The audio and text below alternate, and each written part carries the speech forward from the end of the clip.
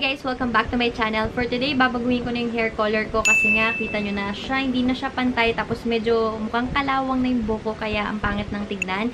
So ngayon, nagpadala si Lisay Philippines ng creamy bubble color. Dalawa sila. Padala to pero hindi to sponsored kasi nagamit ko na to before. And so far, ito yung pinakamalambot na hair color na nasubukan ko. Kasi yung iba, diba, nakaka-dry sila pero ito, hindi. Dalawang color yung meron ako dito. Milk tea brown tsaka yung milky beige. So, itatry ko muna to kasi ito yung hindi ko pa nasusubukan. Medyo natatakot ako kasi parang magiging green yung buhok ko. Pero try pa rin natin. Pwede ko naman siyang patungan ulit. Kung gagamitin nyo to for the first time, mag-allergy test muna kayo sa inyong skin para makasigurado kayo na safe siya or para hindi kayo magkaroon ng allergy, mga ganun. Kapag bumili naman kayo nito, lahat ng information nandito sa leaflet nila. Pero hindi ko na to babasahin kasi na-try ko na din siya before. It also come with a skin allergy test panel. So, hindi na kayo mahihirapan mag-test pa. And meron din siyang gloves. So, ito yung number 1, which is the solution. And yung number 2 naman is yung developer. Tapos, meron din siyang after, parang conditioner after mo mag-wash ng hair. So, ayan. At meron din siyang kasamang pump. You just need to pour the solution 1 sa solution 2. Tapos, importante to, wag nyo siyang isi-shake. Parang iaan nyo na lang siya. Ang tawag dito, ititilt nyo lang siya 5 times. Kasi kapag sinake nyo siya, parang magiging walang kwenta or yung hair color, hindi siya masyadong lalabas. Medyo natatakot ako sa kulay, pero okay lang yan. So, 1, 2, 3, 4, 5. Tapos, okay na. Palitan nyo na siya ng pump, which is this one. Tapos, mag-start na tayo. Yung una, nalito ako dito kasi parang pinapump ko siya. Akala ko may pump. Pero ang gagawin nyo lang is, squeeze nyo lang siya. And then, that's it. Oh my gosh.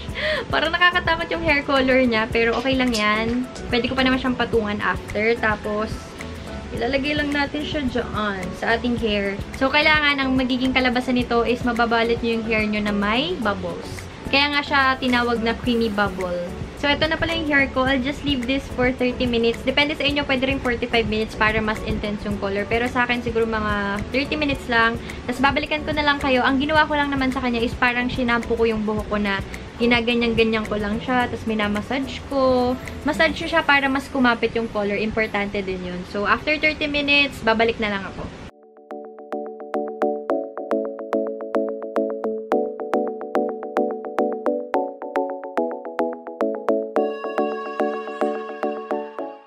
So, andito na ako ulit. And ito na yung hair color ko. Kaya ganito, kasi sa picture hindi siya halata. Mas okay siya kapag nasa camera, tapos nasa natural light. Ayan na siya. Ito kasi yung problem area ko. Kumbaga ito, black siya. Tapos, ayan, nakulayan na. Tapos yung ilalim, mas dark siya compared sa top part. Kasi itong hair color ko dito is may kulay na talaga siya. So, parang napatungan lang. And so far, gusto ko siya. I really like it.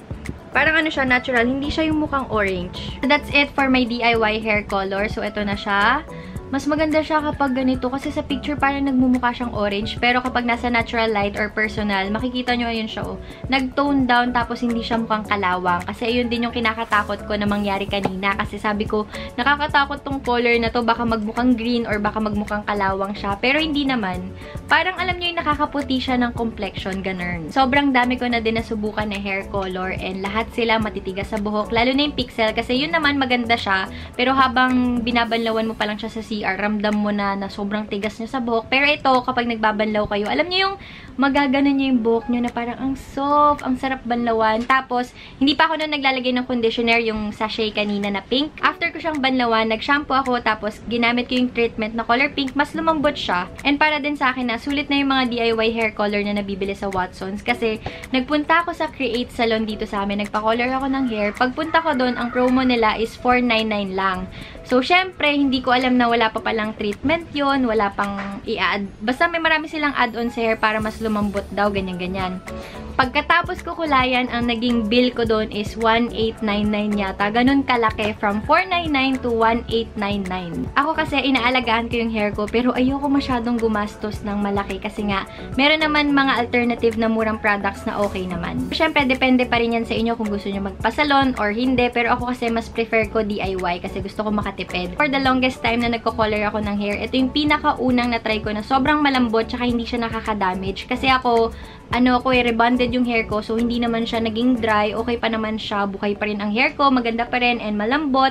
Tapos, yung hair color na yun, yung nasa pump kanina, hindi ko pa siya naubos. Hindi ko alam kung bakit. Pero kanina pinipilit kong ubusin, tapos wala. Sabi ko kasi baka tumingkad na masyado, kaya hindi ko na lang inubos. So, if ever na mas mahaba pa yung hair nyo kesa sa akin, magkakasya naman siya. Tapos, feeling ko kapag mga ganito yung hair nyo, kasi ako makapal na yung buhok ko. Tapos, kung dalawa kayong gagamit, tapos maiksi yung buhok nyo, feeling ko magkakasya na yun sa inyo. Kasi nga, a little goes a long way with this. Parang ano lang, no? Parang makeup lang din. So, I think dito na nagtatapos ang aking video. All in all, nagustuhan ko yung hair color ko ngayon. GGSS na naman ako sa sarili ko. Tapos, sana nag-enjoy kayo. If ever na nasubukan nyo na tong Lisay Creamy Bubble Color, comment down below kung ano yung naging experience nyo. Para if ever din na nasubukan nyo na, malaman din ng iba kung ano yung naging experience nyo. So, ayun lang. I hope to see you on my next video. Bye!